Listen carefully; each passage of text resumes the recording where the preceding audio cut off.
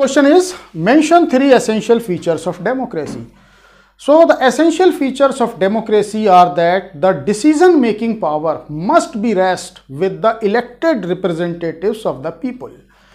Second thing is that those who are in power, that is the ruling party which is in power, must have a fair chances of losing the election if it does not fulfill the basic needs and requirements of the people. Apart from this, in democratic country, the citizen must have one vote and their vote must have one value. It means that there cannot be dual value of votes of the citizen. So the basic principles of democracy is one citizen, one vote and one value. And the next important feature of this democracy is that the democratic government can't go beyond the constitutional framework of the country. It has to make law according to the constitution, and the government cannot violate the fundamental rights of the citizen. Our next question is, ZANU-PF wins elections every 5 years in Zimbabwe. Are the leaders of ZANU-PF close to the value of democracy? So we have seen that Zimbabwe got its independence in 1980, and since 1980 ZANU-PF is the ruling party of Zimbabwe. It has never been in opposition right from 1980, and Robert Mugabe has always been the president of this party. Though Robert Mugabe is very popular, but at the same time also uses unfair practices in the election as well. So what are those practices adopted by Robert Mugabe? One of the practice that the media, radio and television are strictly under the control of the government. The journalist cannot write or speak anything against the government. The opposition political parties in Zimbabwe are quite disrupted. Their meetings are quite disrupted, and the workers of opposition political parties are harassed in Zimbabwe. Apart from this, the government has changed constitution many times. Several amendments in the constitutions were done by the government in order to make president more powerful and less accountable. So these are some of the things by which we say that the ZANU-PF has always been a ruling party, and other political parties cannot stand in front of ZANU-PF. Yes, our next question is, describe the arguments against democracy. So democracy, as we see, is one of the best form of the government, but it is not free from lacunas and flaws. There are several lacunas found in democracy. One is that the leaders remains at constant change. Leaders are always changing, and thereby gives a democratic setup a very unstable form of government. So instability is one of the major issue of democratic setup. And one more weakness of democracy is that the ruler are not aware about the basic problems of the people. Rather, the ruler are from the upper strata or layer of the society, and they might not know about the grassroots problems of the country. So this leads to the bad decision. Democracy is all about political competition. There it is considered as a game of politics is considered as a game of compromise. So we see that there is little space for morality in a democratic setup. There has always been political competition among different political parties, and so many people are to be consulted in democratic setup. As a result, there is always delay in the decision making process.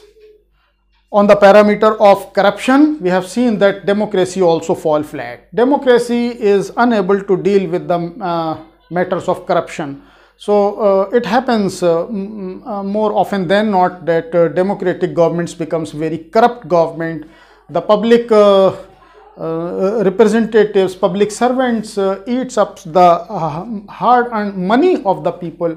So corruption is definitely one of the major issue of democratic setup. Apart from this, the ordinary people might not know what is in their best interest.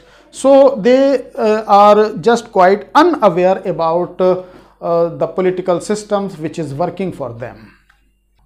Our next question is, compare democratic and non-democratic government. So we have seen that democratic governments are those governments in which the people are elected by the people. Rather, the rulers are elected by the people and they work in the best wishes, best welfare of the people.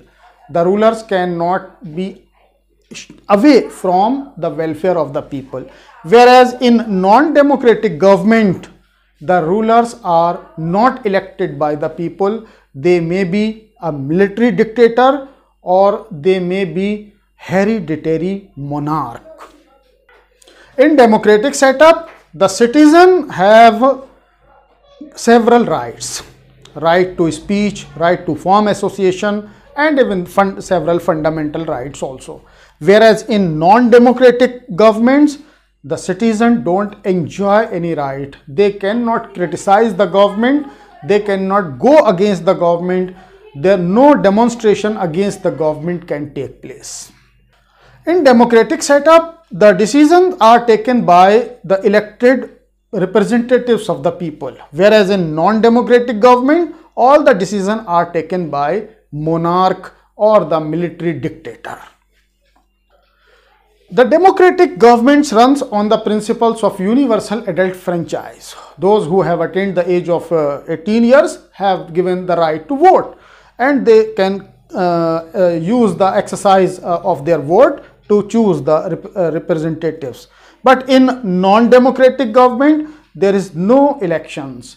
Some of the citizens are deprived of the right to vote, and in some of the non-democratic country, even people are not given any right to vote.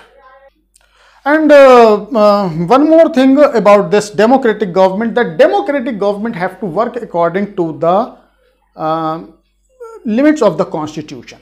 The democratic government can't go beyond the limit of the constitution, and it has to respect the fundamental rights of the people. It can't violate. Whereas in non-democratic government remains almost despotic.